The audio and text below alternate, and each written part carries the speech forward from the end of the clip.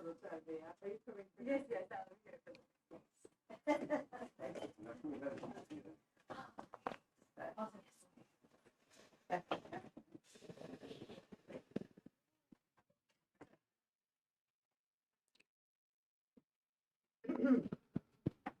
Om Tavakatamritam Taptajevanam Kavibirititam Kalmashapam Shravanamangalam Shrimadatatam Bhuvinirnantiye Burita Janaha.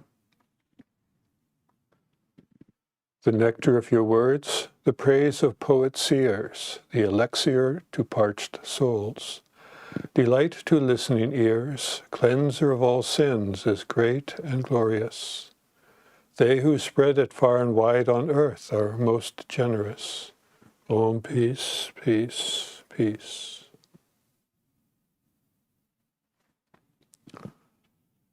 Good evening, friends. Today we will be continuing with the Gospel of Sri Ramakrishna. Last week we had a guest, Swami, speaking on the Gospel, and he chose a passage that's not in sequence with where we are located. So we are continuing from where I left off, actually before our summer break. So we are on page 160, near the bottom.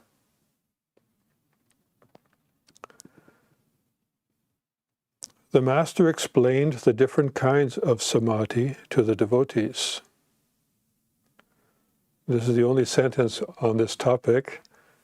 So I'm not going to describe the different samadhis because we will be coming across all of them as we proceed through the Gospel in the proper context in which he will be describing them.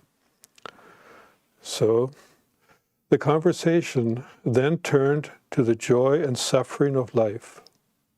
Why did God create so much suffering? M. To the Master. Once Vidyasagar said in a mood of pique, "What is the use of calling on God? Just think of this incident. At one time, Genghis Khan plundered a country and imprisoned many people. The number of prisoners rose to about 100,000. The commander of his army said to him, 'Your Majesty, who will feed them? It is risky to keep them with us. It will be equally dangerous to release them. What shall I do?'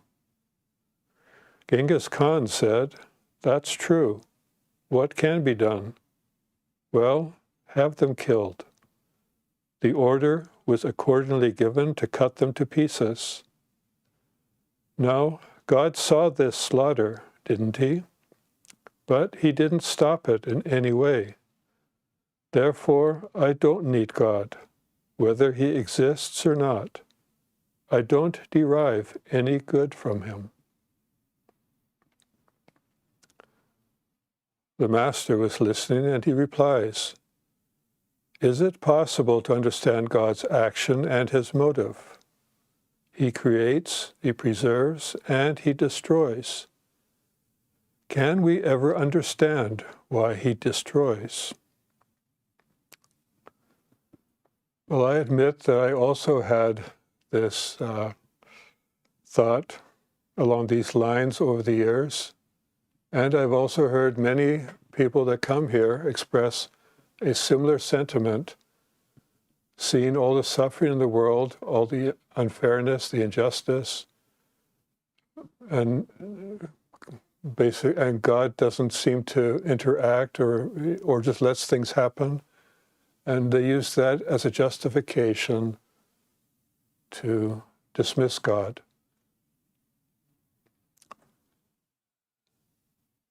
And when they come to us and ask for some kind of resolution, some kind of understanding, the answer that even Sri Ramakrishna gives, well, this is all part of God's play. And we find that answer extremely unsatisfying. And even Swami Nikhilananda approached God with that question. And he said, well, God's play is our death. And that is exactly the way the world seems to appear. And history and today's news is full of such incidents. And we even have experienced it in our own lives. Some of us may or may not have, but we have seen others experience unimaginable suffering and losses. And the suffering seems to outweigh any of the joys. And yet we want to understand why we suffer so that we can avoid future suffering. And then you look at Hinduism and then the law of karma. Well, we have our individual karma, and usually we feel satisfied that we can somehow understand our current suffering based on our past actions. And that gives us some comfort that, well, if we don't repeat those kind of actions, that we will find some relief and perhaps not experience such suffering in the future. Well, there's also family karma. So we might suffer as a result of decisions made within a family that are beyond our individual control. And we may or may not be able to understand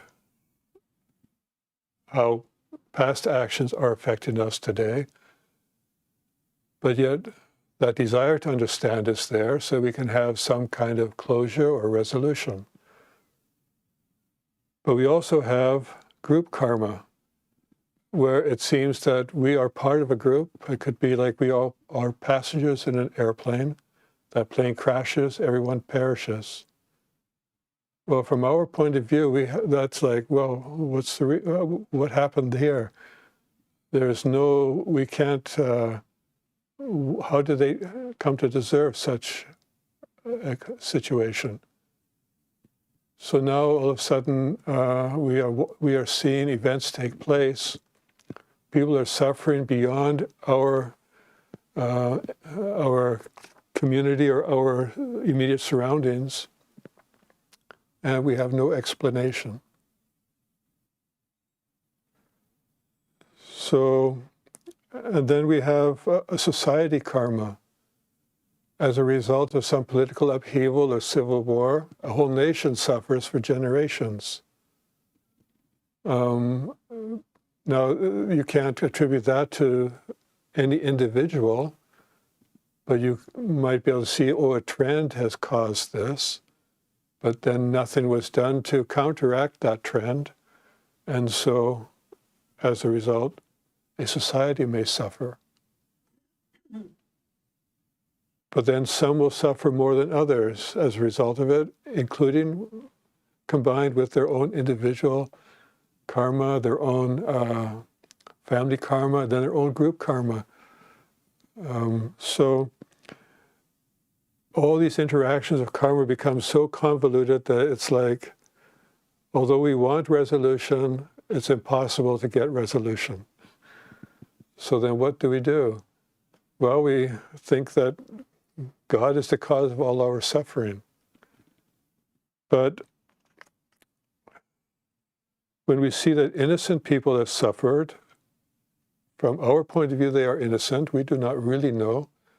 Sometimes for our own sake of comfort, we say, they must have suffered in the previous life, and that's why they must have done something in a previous life, that's why they need to suffer now. And we think, and that sort of like absolves us of any responsibility. But that is really a cop-out. It's not you don't know the answer to the question. You're just making that assumption based on some theory you've heard out of Hinduism. Whether it's really like that, we don't really have a clue. We only know that it's something like that.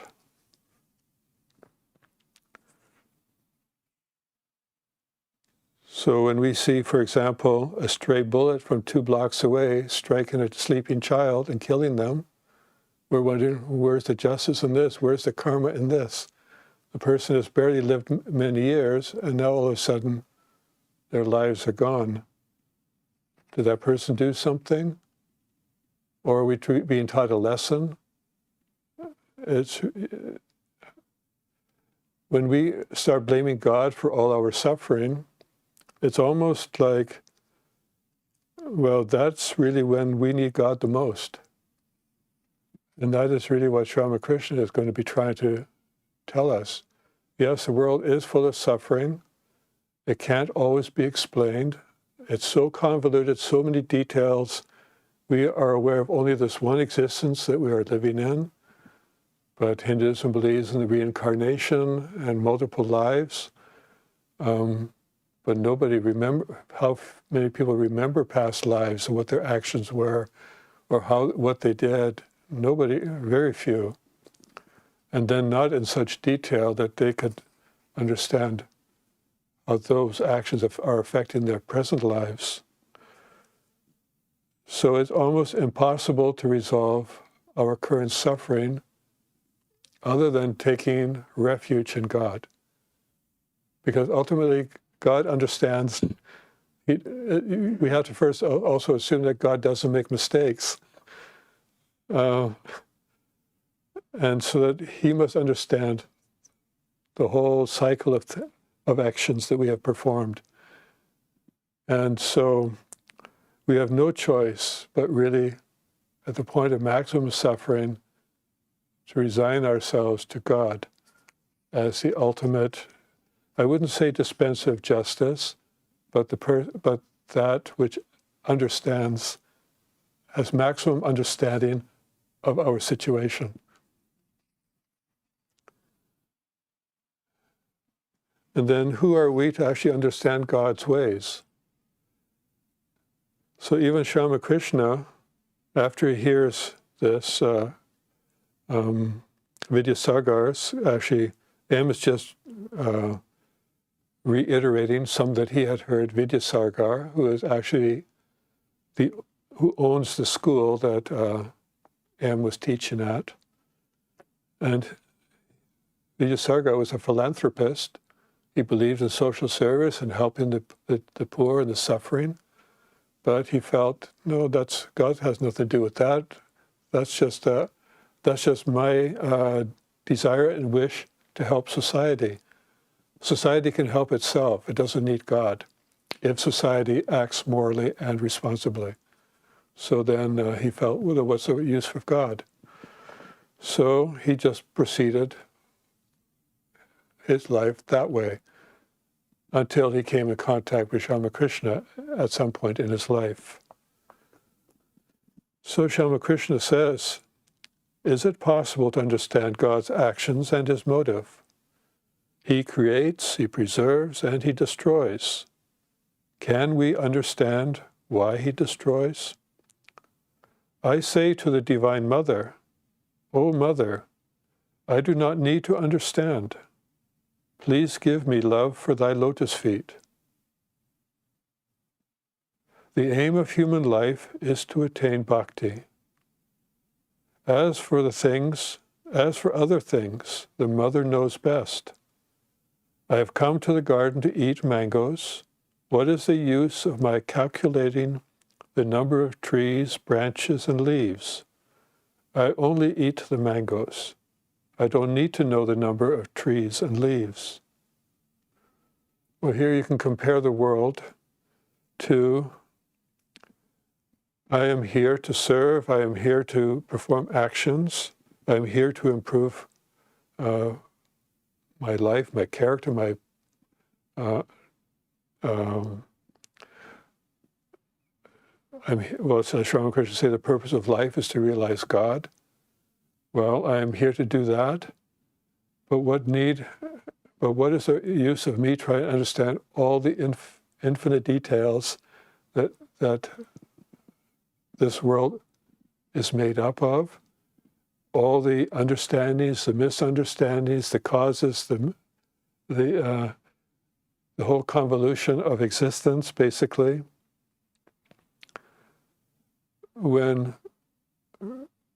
If I made myself better, the world itself would become better. Rather than me trying to figure out how to make the world better based on so many uncontrollable events and situations, if I can make myself better, that will inspire others, and then it becomes a chain. You may not be satisfied with how long that will take, because it won't necessarily happen in your lifetime. But we want to see everything happen now, in our time frame. We want to see world peace today, or tomorrow, or 10 years, within 10 years. But that can't happen. And I don't know why we still think it can. It's an honorable goal, but it is, but with so many different people involved, so many attitudes, it's like, no, that's not within 10 years. There's an ancient Vedic prayer that says, may all beings be happy, may all beings be satisfied. But what does that really mean? Does that mean let everybody be happy in this world? It means let them all realize God. They will be happy in realizing their divinity. And when they do that, then they will feel real happiness.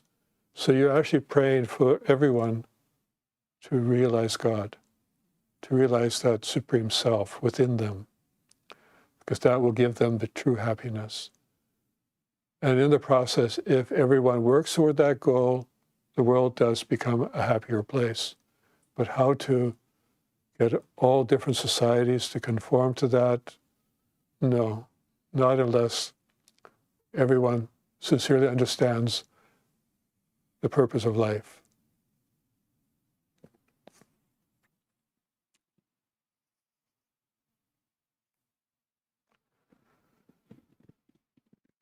So now we continue.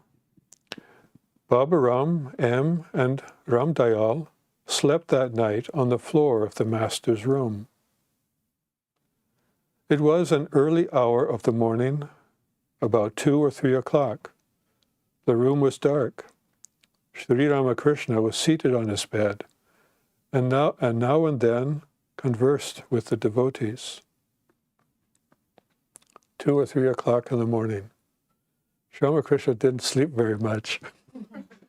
And I'm not sure if he actually really slept. Now, it's not, normally the room of a holy man is considered very sacred. And you don't have people sleeping in a room. This is a break from tradition, in a sense. But those that were his closest and sincerest devotees, he would allow them to sleep in the same room as him. But along with that, they had to also understand that Swami Nikhilananda did not sleep from 11 to 6 a.m. He would wake up and start spiritual instruction. He would wake people up in his room. He would get up, start walking around. He would start chanting and start carry on conversations. And he would start chanting prayers. And so nobody could really sleep.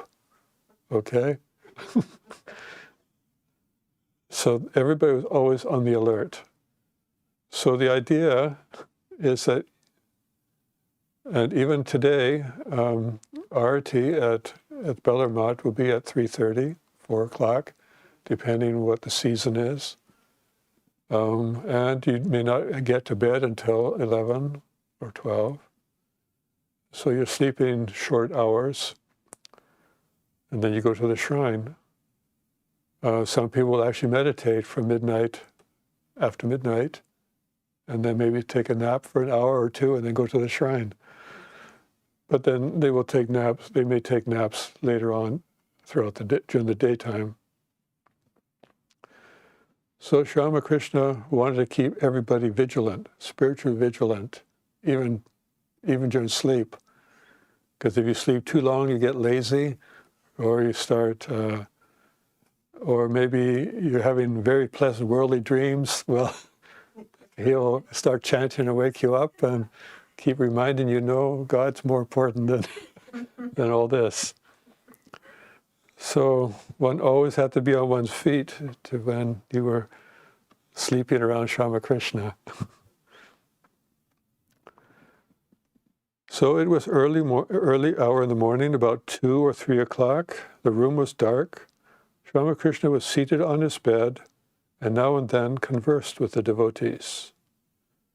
The Master: remember that daya, compassion, and maya, attachment, are two different things. So now imagine you've just woken up from sleep and now you're into a philosophical discussion. I know that even as students and you're rushing off to school and your first class is a math class, where you have to be alert to all the reasoning and everything that's going on. And now his devotees had to come to attention on a moment's notice to understand now what Sri Ramakrishna is going to talk about. So he says, remember that daya, compassion, and maya, attachment, are two different things. Attachment means the feeling of mineness toward one's relatives. It is the love that one feels for one's parents, one's brother, one's sister, one's wife, and children. Compassion is the love one feels for all beings of the world. It is an attitude of equality. If you see anywhere an instance of compassion,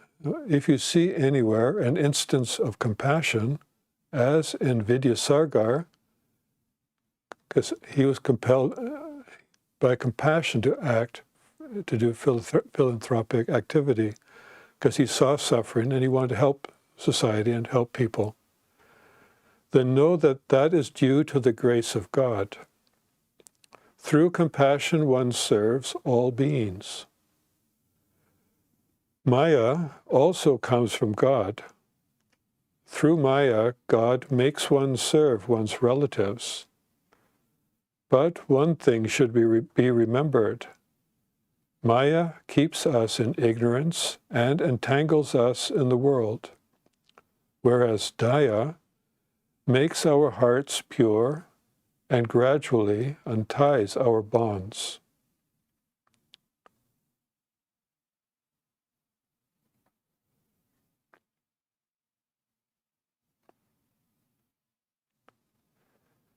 When we are attached to the things of maya, that is why we suffer. That's why we feel moments of joy. But even that joy is momentary. It's soon replaced by some form of suffering, or some form of discontent, or some form of dissatisfaction. So then we are not in that mental space of joy for very long. So that is because we are attached to the things of this world, to maya.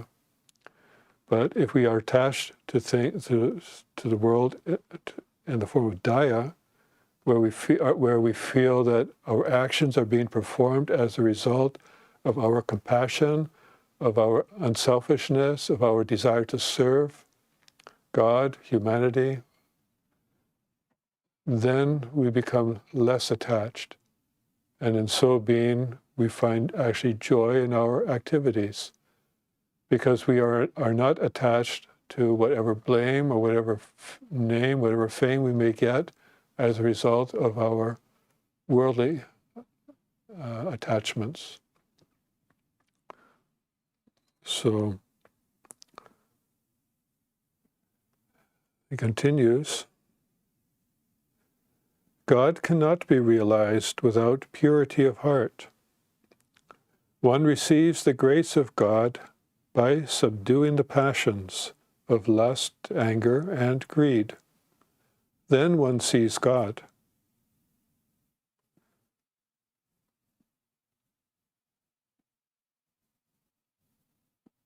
When he says God cannot be realized without purity of heart, then one receives the grace of God when one has subdued the passions of lust, anger, and greed. Well, lust, anger, and greed all have to do with our desire and attachment for things of this world. When we no longer have desire for these things, the only thing left is to have desire for something divine, something related to God, or God himself. So that means that our mind has turned away from the things of this world and is trying to attach itself to God. Well, even Swami Nikhilananda says if we take one step towards God, God takes 10 steps towards the devotee. So that is the grace of God. So as we try to detach our mind from the things of this world, just as when I walk forward, I leave behind everything that's behind me. If I leave behind all my worldly things, all I do is I just keep my mind focused on God, then I'm walking in that direction. Whatever's behind me, I leave behind. I'm not thinking about that. I don't think of what's behind me unless I turn around and look. But if I look forward, then I don't see what I've left behind. It's just no longer in my thought process. That's when God's grace comes forward and allows you to move forward. But you have to be able to leave all that behind without a thought. And that's the difficult part.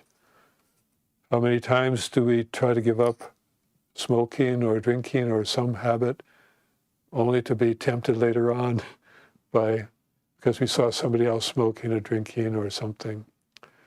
So we have to always remember to be vigilant.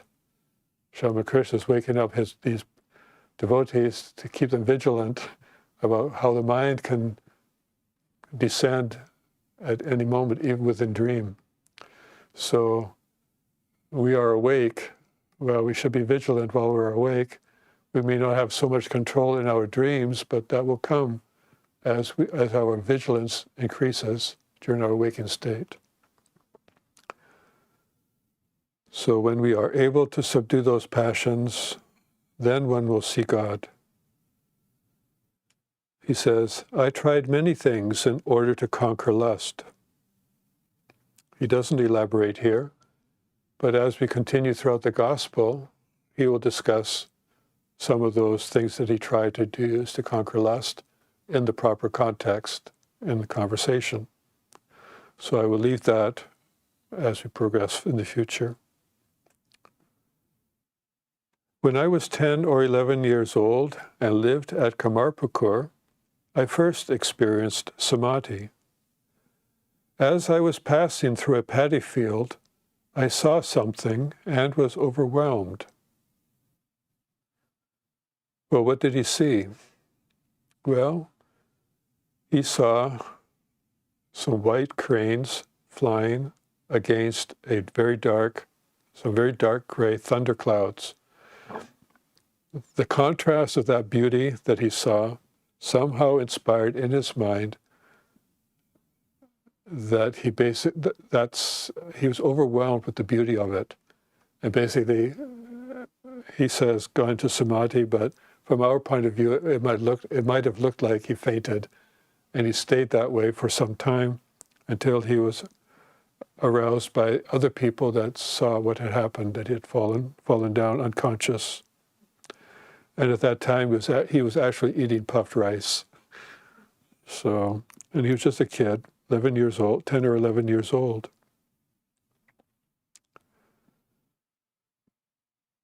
There are certain characteristics of God vision. One sees light, feels joy, and experiences the upsurge of a great current in one's chest, like the bursting of a rocket. So he must have experienced that at that moment. Somehow that sight triggered something in his mind about that. The next day, Baburam and Ramdayal returned to Calcutta. They had been in the room sleeping with him that evening, but M spent the day and the next night with the Master. And that is the end of the day for that event. And so that's where I will conclude for today. So there are no questions, so I will conclude. Oh, I'm sorry. Yeah. I can't see with all the lights on my face here. So you mentioned that like we have to focus on God and forget like whatever is behind, not look at what is going on or what is like.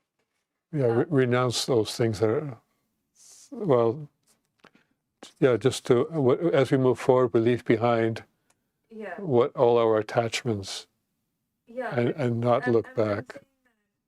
So we haven't realized God yet. So how to focus on God when these things seem more interesting and varying and Yeah, so the question is, we are more interested in things of this world and how to focus on God.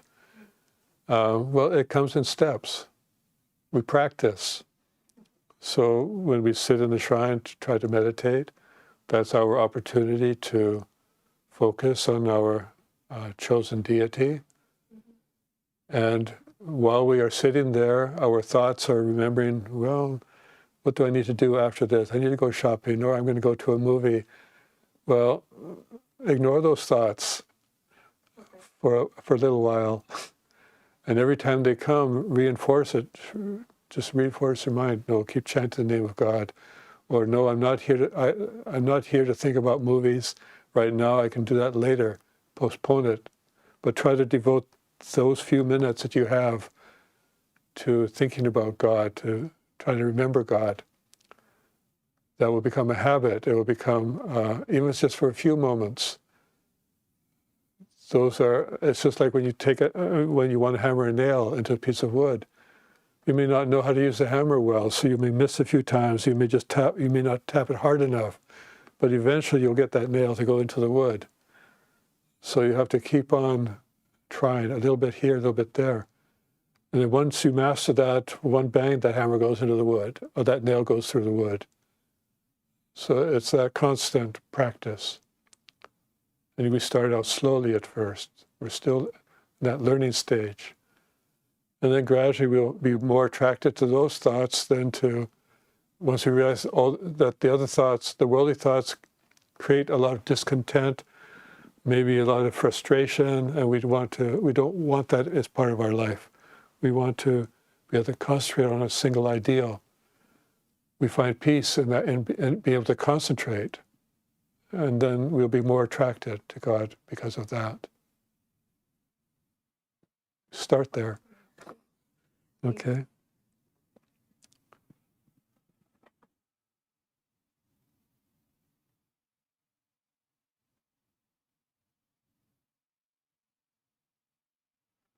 Well, there's a question online now.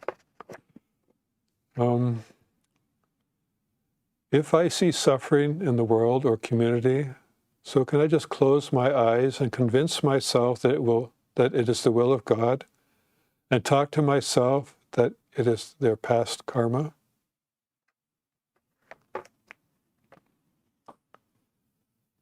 Sometimes we think that we want to do good to the world. We want to get involved in all kinds of activity. But Sri Ramakrishna discourages that in the sense that he says we should help and serve that which we come to our immediate notice within our space. But to actually make effort to go out and get involved in so many different things, he kind of discourages that for a spiritual aspirant.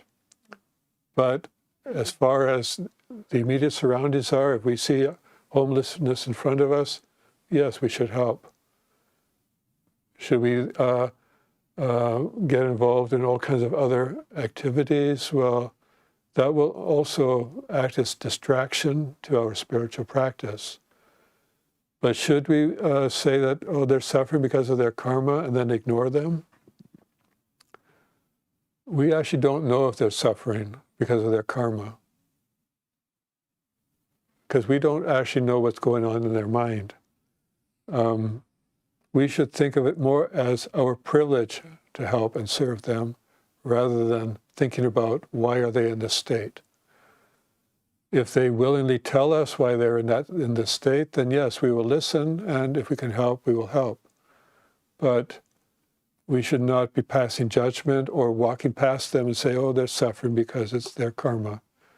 No, if we've walked past them, then we've ignored them, and that is not good for us. So we should serve misery if we are coming to the presence of misery, helping others. But we should not ignore them. It's our opportunity to serve. The idea being that we are to see God in everything, in everyone, in everything. So it's an opportunity to serve God in that person. So no, we should not be walking away. We should serve them, think of them as God. Okay, I will conclude with a chant. Om Niranjanam Nityam Anantarupam Bhaktanukampa Tritavigraham Vai Ishavataram Paramesamityam Tvam Ramakrishnam Shirasa Namamaha. We salute that Ramakrishna who is without blemish, eternal and infinite in forms, who has assumed human form out of compassion for the devotees, who is God incarnate, the Supreme Lord, and who is most worshipful. Om, peace, peace, peace to all beings.